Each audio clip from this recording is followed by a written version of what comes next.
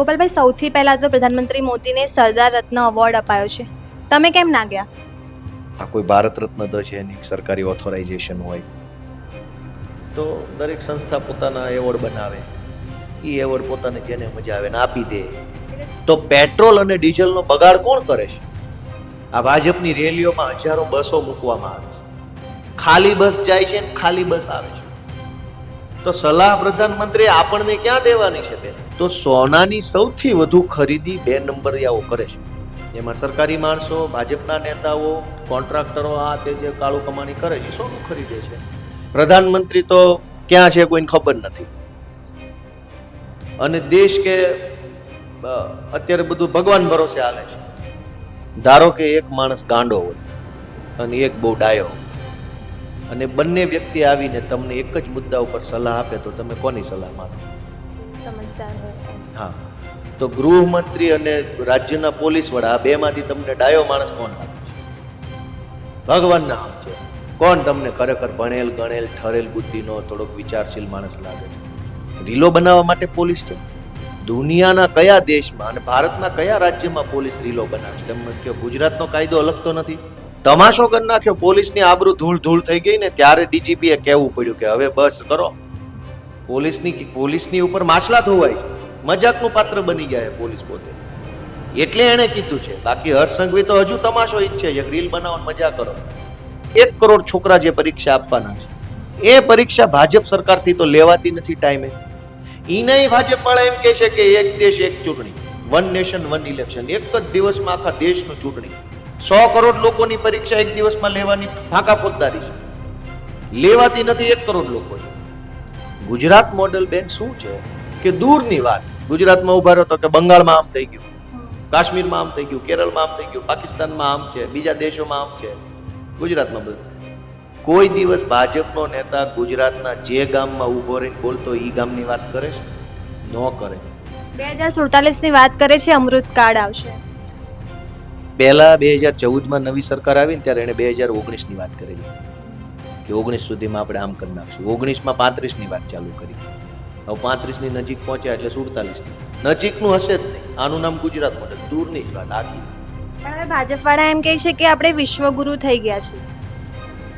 બેન, વિશ્વનો કોઈ ગુરુ ન હોય, ગુરુ વ્યક્તિ ન હોય, દુનિયા આખીનો કોઈ ન હોય. વિશ્વ બંધુત્વ હોય, દુનિયા આખામાં ભાઈ હોય, બેન હોય, ગુરુ ન હોય. આ ઓલી બેન જેવું છે. ઓલી બેન નથી કહેતી 98% આવ્યા પણ હું ખુશ છું. એમ અમારે 5.5-6 સીટો આવી પણ હું ખુશ છું. અમે ખુશ છીએ. હવે અમે કરશું કાંઈક આગળ.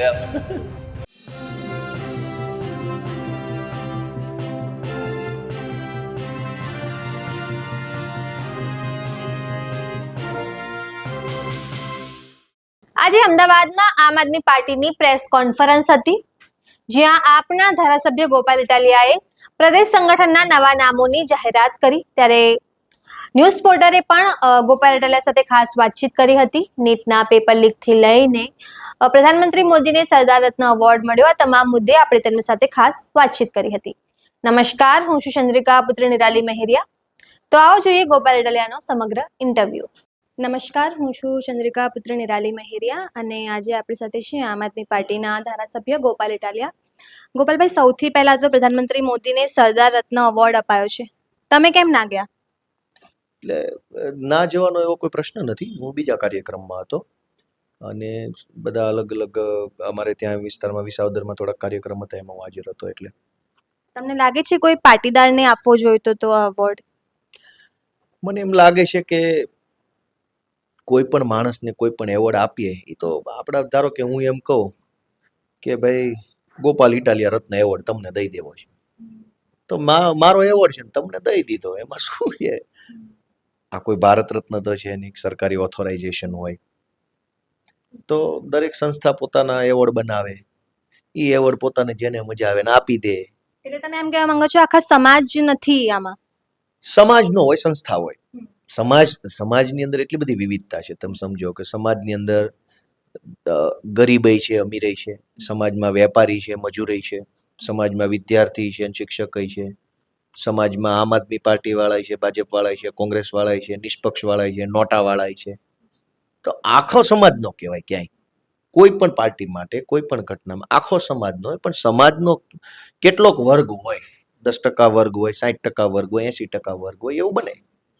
આખો સમાજ ઈ ભેગો મળીને આપે છે એમ ન કહેવાય. ઈ સંસ્થાએ આપ્યું છે. સંસ્થાની સાથે સમાજના 5, 10, 15, 20, 50, 80% લોકો હોઈ શકે. બધા થોડા હોય, કેમ કે સમાજની વ્યાખ્યા કેટલી વિશાળ છે. એટલે એવું છે. પ્રધાનમંત્રી મોદીએ હાલમાં જ કહ્યું હતું કે તેલનો બચાવ કરવાનો છે, સોનું ના ખરીદતા, 1 વર્ષ સુધી વિદેશ પ્રવાસ ના કરતા, પોતે વિદેશમાં છે. તમને લાગે છે આ બધું કરવું જોઈએ? એમાં બેન એવું છે, આપણે વાતને થોડુંક તમારી પાસે સમય હોય તો નિરાતે સમજીએ. પ્રધાનમંત્રી એમ કહે છે કે પેટ્રોલ ને ડીઝલનો વપરાશ ઘટાડો, એટલે કે એને થોડુંક બચાવો, એટલે કે એની કરકસર કરો. હવે તમે મને એમ કહો કે દેશના કરોડો સામાન્ય લોકો છે, એ જરૂર પૂરતું વાપરે છે કે બિનજરૂરી વાપરે છે પેટ્રોલ ડીઝલ? જરૂર પૂરતું જ વાપરતા હોય ને. બીજું કે જે લોકો સ્વિગી, ઝોમેટો કે ડિલિવરી એપમાં કામ કરે છે, એ લોકોનું તો એ રોજગાર જ છે. સ્વિગી ઝોમેટો તો 140 કરોડના દેશમાં કદાચ 1 કરોડ છોકરાય ન હોય.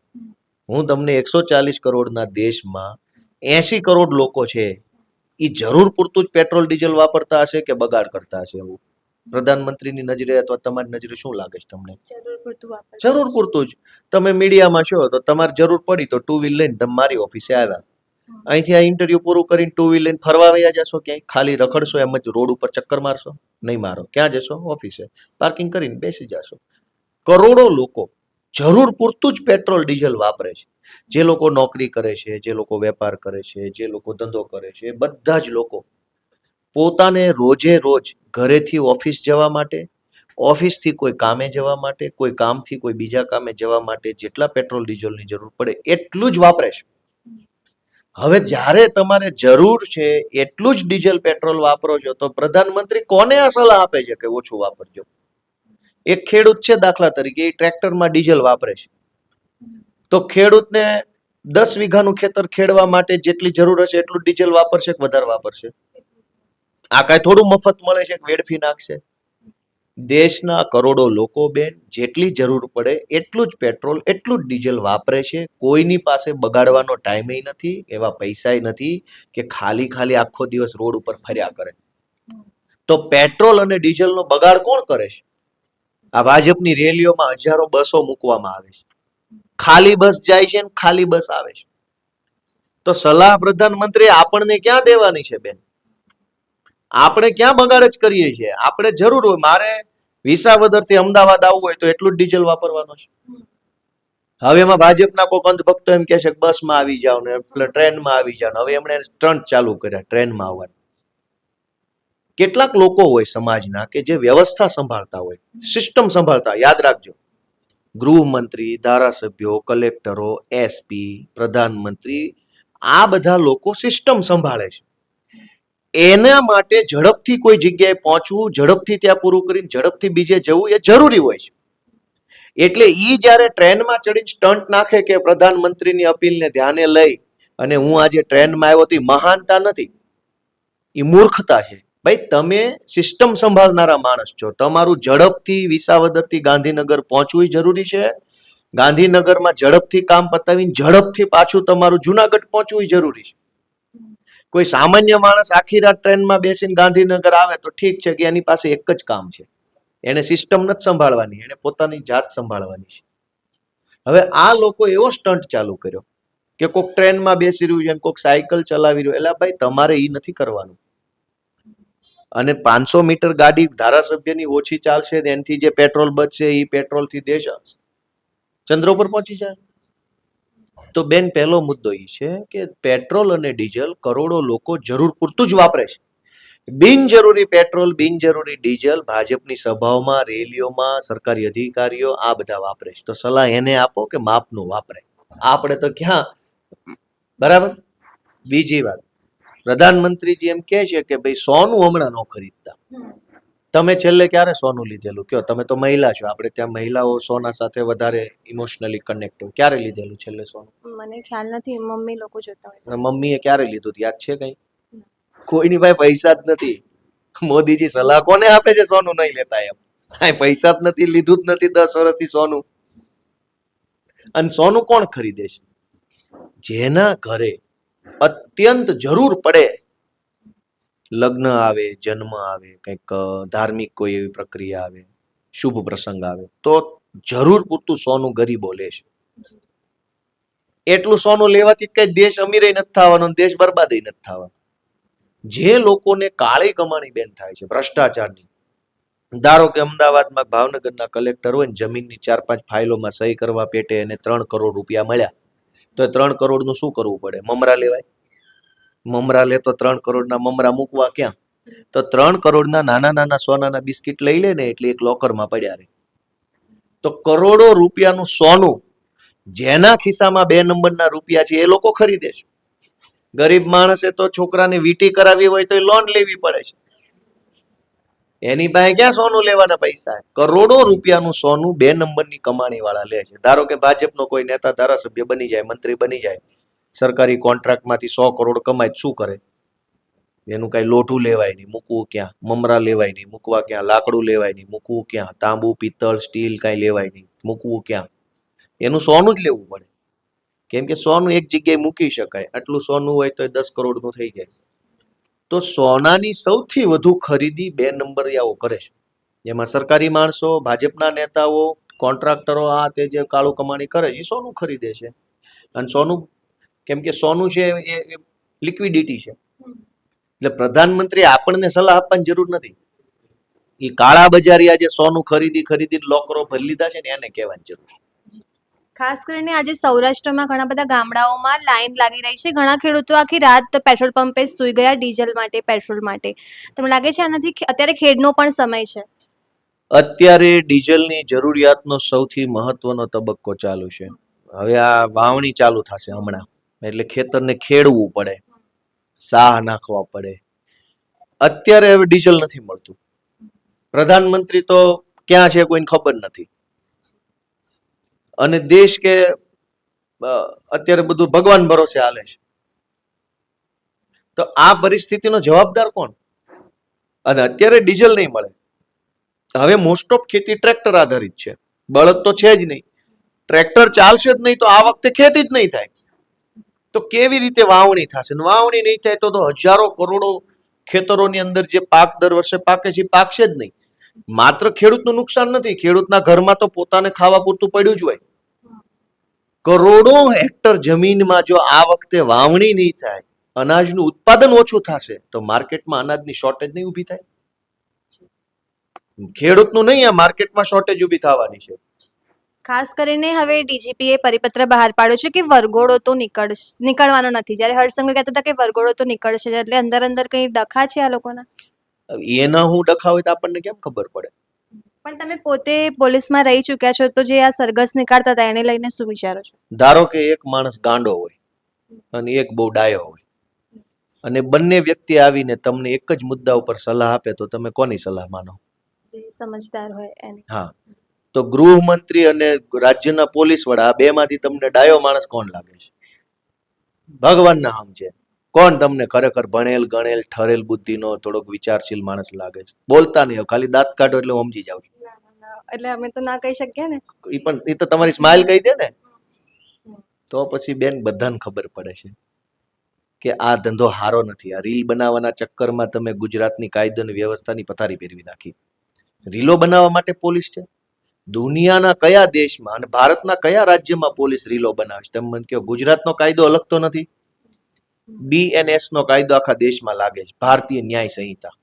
BNSS છે ભારતીય નાગરિક સુરક્ષા સંહિતા, અને BSA છે ભારતીય સાક્ષ્ય અધિનિયમ. આ 3 દેશના મુખ્ય કાયદાઓ છે. આખા દેશમાં તમામ પોલીસ સ્ટેશનમાં એક જ કાયદા છે, આ BNS. મહારાષ્ટ્રમાં, રાજસ્થાનમાં, ક્યાંય દિલ્હી પોલીસ છે, નોઈડા પોલીસ છે, ઉત્તર પ્રદેશ પોલીસ છે, મુંબઈ પોલીસ, ક્યાંય વરઘોડા જોયા? અહીંયા શું એટલું ભૂત વળગ્યું છે વરઘોડાનું? આ હર્ષસંઘવીના ચક્કરમાં પોલીસની આબરૂ ખરાબ થાય છે. કાયદો આખા દેશમાં એક જ છે, તો ગુજરાતમાં વરઘોડો અને દિલ્હીમાં કેમ નહીં? ઉત્તર પ્રદેશમાં કેમ નહીં? જયપુરમાં કેમ નહીં? કર્ણાટકમાં જોયો ક્યાંય વિડીયો વાયરલ થયો? રોજ જાગીને પોલીસ રીલો બનાવે છે. તમાશો કરી નાખ્યો. પોલીસની આબરૂ ધૂળ થઈ ગઈ ને, ત્યારે ડીજીપીએ કહેવું પડ્યું કે હવે બસ કરો. પોલીસની ઉપર માછલા ધોવાય છે. મજાકનું પાત્ર બની ગયા છે પોલીસ પોતે. એટલે એણે કીધું છે. બાકી હર્ષ સંઘવી તો હજુ તમાશો ઈચ્છે છે રીલ બનાવો ને મજા કરો. તમે ક્યારેક હર્ષ સંઘવી ભૂલથી મળે તો પૂછજો કે મહારાષ્ટ્ર પોલીસ વરઘોડા કેમ નથી કાઢતી ભાઈ? કેમ? ત્યાં કાયદો અલગ છે, બીજો દેશ છે. ઈ ત્યાં ભાજપની સરકાર છે. સરકાર જેની હોય એની કાયદો તો બીએસ જ છે, બીએનએસ. ભારતીય ન્યાય સંહિતા મહારાષ્ટ્રમાં લાગુ પડે છે, ગુજરાતમાં લાગુ પડે છે, રાજસ્થાનમાં લાગુ પડે છે, ઉત્તર પ્રદેશમાં છે, હરિયાણામાં છે, દિલ્હીમાં છે. ભારતીય ન્યાય સંહિતા આખા દેશમાં લાગે છે. વરઘોડા ગુજરાતમાં જ કેમ કાઢો છો? એનો અર્થ એ છે કે તમે ખોટું કરો છો. જો વરઘોડા જ સાચું હોત તો બીજા રાજ્યની પોલીસ કરતી હોત.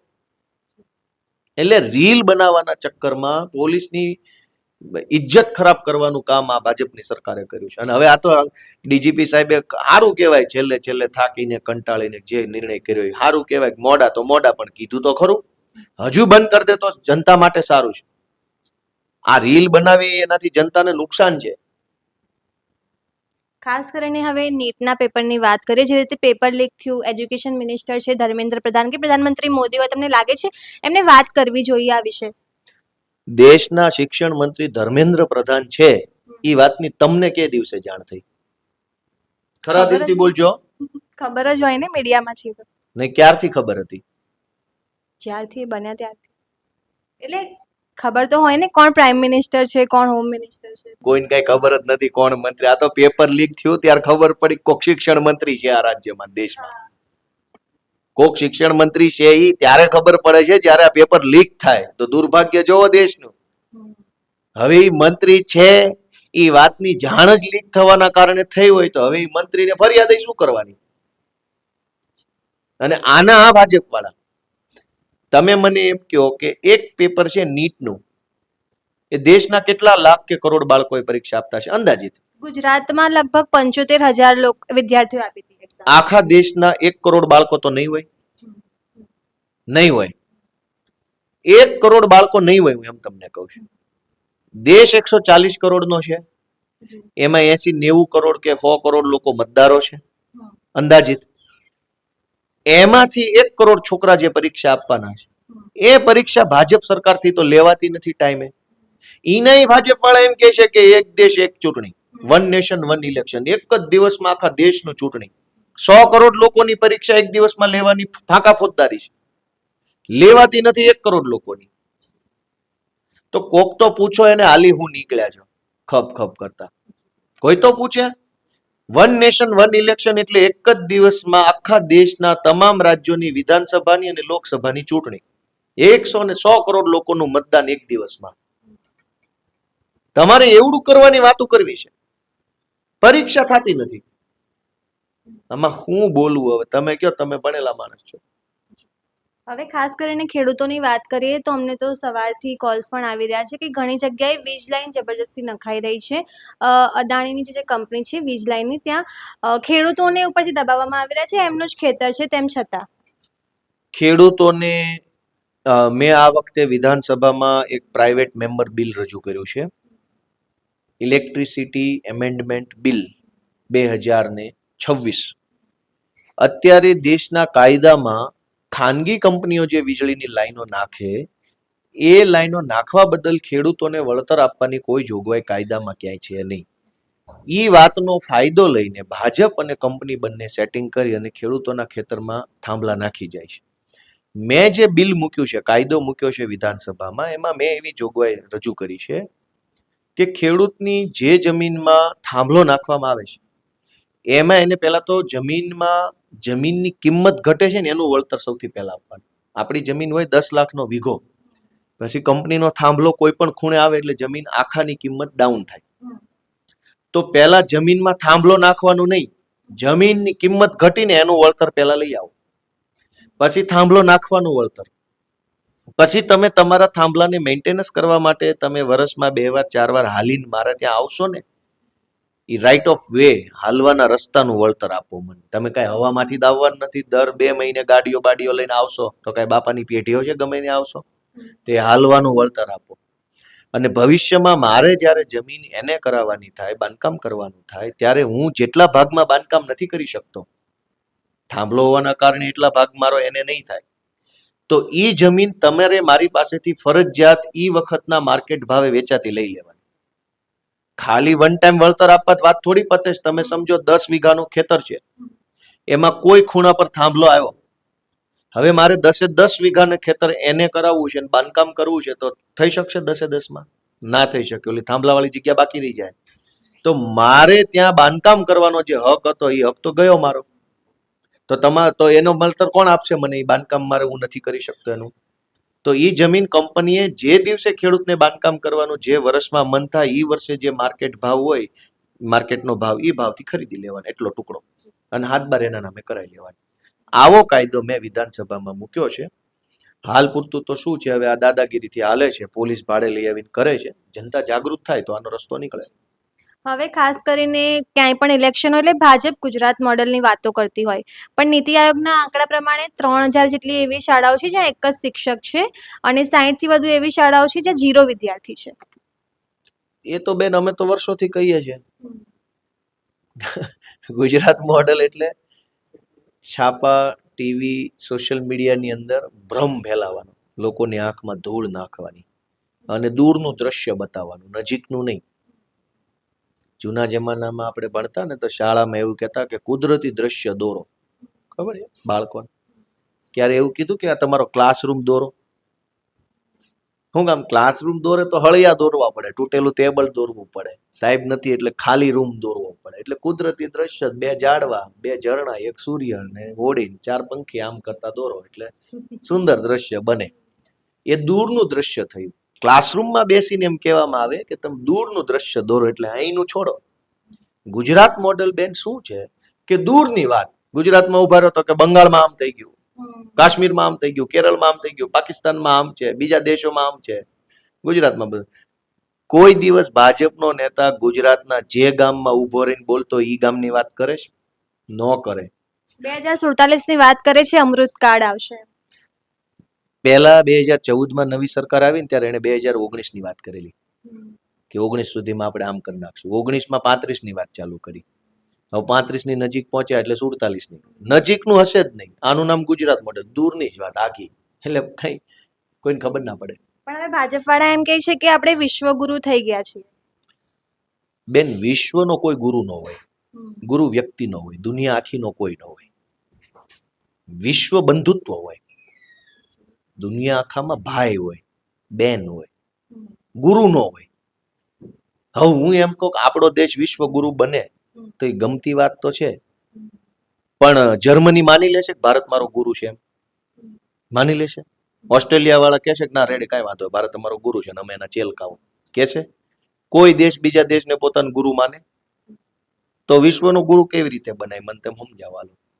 એટલે પ્રધાનમંત્રી મોદીને પણ કહે છે કે એમના એ વિશ્વગુરુ થઈ ગયા છે. આ કઈ વાંધો નહીં, પણ કાલ અમેરિકા એમ કે હું વિશ્વગુરુ છું તો આપણે કબૂલશું કે અમેરિકા વિશ્વગુરુ છે? ચાલો વાંધો નહીં, ચાલશે, આપણે સ્વીકારશે? પાકિસ્તાન જેવો ભંગારીયો દેશ ભારતની ઓથોરિટીને માનવા તૈયાર નથી. ભંગારીયો દેશ પાકિસ્તાન છે.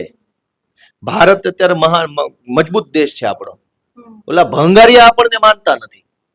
એ હામાં ટૂટુક કરીને નાનું મોટું છમકલા કરે છે. તો કોઈ દેશ બીજા દેશની ઓથોરિટી ન સ્વીકારે. સૌ પોતાના જાતમાં સાર્વભૌમ સત્તા ધરાવે. સોવરિન સ્ટેટ અંગ્રેજી શબ્દ છે. દરેક રાજ્ય પોતાની જાતમાં સોવરિન, સાર્વભૌમત્વ એટલે શક્તિશાળી રાજ્ય. હું મારી પોતાની પાસે શક્તિ છે એટલે હું બીજાના આધિપત્યને સ્વીકારીશ નહીં. સાર્વભૌમ જે આવે ને શબ્દ, એનો આવો અર્થ કરી શકાય કે હું બીજાના આધિપત્યને નથી સ્વીકારતો, હું મારી જાતમાં શક્તિશાળી છું. એમ ભારત સાર્વભૌમ રાજ્ય છે, સોવરિન સ્ટેટ. ભારતના બંધારણના આમુખમાં લખેલું છે કે ભારત કેવો દેશ હશે? તો કે બિન સાંપ્રદાયિક, લોકતાંત્રિક, ગણરાજ્ય, સાર્વભૌમ, સમાજવાદી દેશ હશે, એવું લખેલું છે એમાં. તો દરેક દેશનું બંધારણ એમ કહે છે કે જે તે દેશ સાર્વભૌમ દેશ છે. સાર્વભૌમ એટલે કે મારા ઉપર બીજા કોઈનું શાસન નથી, હું કોઈને સ્વીકારતો નથી, હું મારી જાતમાં કેપેબલ છું. હું એટલે દેશ, હું એટલે લોકો જે તે દેશના. એમ અમેરિકા એમ કે અમે સોવરિન સ્ટેટ છીએ, જર્મની સોવરિન સ્ટેટ છે, ચાઇના સોવરિન સ્ટેટ છે, ભારત સોવરિન સ્ટેટ છે, પાકિસ્તાન સોવરિન છે. આમાં ગુરુ ક્યાં છે? કોઈ એમ કીધું કે અમે જર્મનીના તમામ લોકો ભારતને અમારો ગુરુ માનીએ છીએ? તો ભારત એમ કે છે અમે ફલાણા ઢેકણા દેશને અમારો ગુરુ, એમ કોઈના ગુરુ ન હોય. વિશ્વ બંધુત્વ હોય, બ્રધરહુડ. બંધુત્વ એમ કે ભાઈ છે મારો, એમ કે ભાઈ જર્મની મારો ભાઈ છે, ઇઝરાયલ મારો ભાઈ છે, એમ કહી તો બોલો એમ કે હા તું મારો ભાઈ છે, એમ કે હું તારો ગુરુ છું, એમ કે બોલો અમે થોડા ચેલા છીએ, હાલી હું નીકળ્યો. ચેલો કોઈ નો બને, ભાઈ બધાય બને. એટલે ભાજપ વાળા મળે તો સમજાવજો કે આ બધી ફાંકા ફોજદારી રહેવા દો. વિશ્વ બંધુત્વની વાત લઈને નીકળો તો બરાબર છે. ગુરુ કોઈનો ન હોય દુનિયામાં, એ વ્યક્તિગત જીવનમાં હોય. વ્યક્તિગત રીતે હું તમને ગુરુ માની શકું, તમે મને માની શકો, આપણે કોકને ઈ બરાબર. દેશ લેવલે ગુરુ ક્યાં થઈ ગયા? સમજ્યા કે નહીં? હા. હવે ખાસ કરીને હવે સુરતની જ વાત કરીએ, તમે બહુ મહેનત કરી હતી આ વખતે આમ આદમી પાર્ટીએ, તો પણ જોઈએ એવું પરિણામ કેમ ના મળ્યું? મળશે આ વખતે, નહીં તો એના પછીની વખતે મળશે પરિણામ. તો કઈ આમાં ઝાડ બહુ મોટું ઝાડ તોડવું હોય તો કુહાડીના 50 ઘા મારવા પડે. 35મો ઘા મારી અને તમે પૂછો કેમ ઝાડ તૂટતું નથી, તો એનો કોઈ અર્થ નથી. 50 ઘા માર્યા પછી એમ ન કહેવાય કે 50મો ઘા માર્યો એટલે જ તૂટ્યું. 1 થી 49 ની એટલી જ કિંમત હોય. એમ આ ભાજપની ભ્રષ્ટાચારની જૂની મૂળિયા નાખી ગયેલી આ સરકાર છે, એને તોડવામાં, એને હરાવવામાં જેટલો સમય લાગશે એટલો અમે સંઘર્ષ કરીએ જ છીએ ને. મને ગઈ ચૂંટણીમાં 2021ની ચૂંટણીમાં આખા ગુજરાતમાં ઉમેદવાર ઉભા રાખ્યા તો અમારા ખાલી 72 જીત્યા હતા. આ વખતે અમે 5000 ઉમેદવાર જ ઉભા રાખ્યા તો અમારા 550 જેવા જીત્યા. તો હવે તમે મને એમ કહો 72 માંથી 550 થાય એ સફળતા કહેવાય કે નિષ્ફળતા? સફળતા તરફ કહેવાય. આ ઓલી બેન જેવું થયું. ઓલી બેન નથી કહેતી 98% આવ્યા પણ હું ખુશ છું. એમ અમારે 550 સીટો આવી પણ હું ખુશ છું. અમે ખુશ છે, હવે અમે કરશું કઈક આગળ. એમ હવે ખાસ કરીને છેલ્લો પ્રશ્ન છે, આજે તમે સંગઠનમાં નવી યાદી જાહેર કરી છે, લાગે છે 27માં હજી વધારે ખુશ થશો એમ? બિલકુલ થશું ખુશ. આપણે સારી મહેનત કરીએ, સારા વિચારોથી કરીએ, સારા ઉદ્દેશ્યથી કામ કરીએ, સખત મહેનત કરીએ તો ખુશી તો ઈશ્વર આપે જ. ખરાબ દાનતથી કામ કરીએ તો ઈશ્વર આપણને સફળ ન થવા દે. એટલે જનતા ઈશ્વર છે, એક ઉપર ઈશ્વર બેઠો છે. અમે જે મહેનત કરીએ છીએ અમને ખબર છે કે અમે ખરા દિલથી, સાચી નિષ્ઠાથી સારું કામ કરીએ છીએ, એટલે ઈશ્વર અમને 100% 27માં ખુશ કરશે. તો આ હતા આપણી સાથે ગોપાલ ઇટાલિયા. તમે એમની તમામ વાત સાંભળી. તમે આ વિશે શું વિચારો છો અમને કમેન્ટ કરીને જણાવજો. અમદાવાદથી સહયોગી નિશા સાથે નિરાલી મહેરિયા. તો જેમ તમે ગોપાલ ઇટાલિયાની વાત સાંભળી, તમે આ વિશે શું વિચારો છો અમને કમેન્ટ કરીને જણાવજો. અત્યાર માટે બસ આટલું જ. ધન્યવાદ.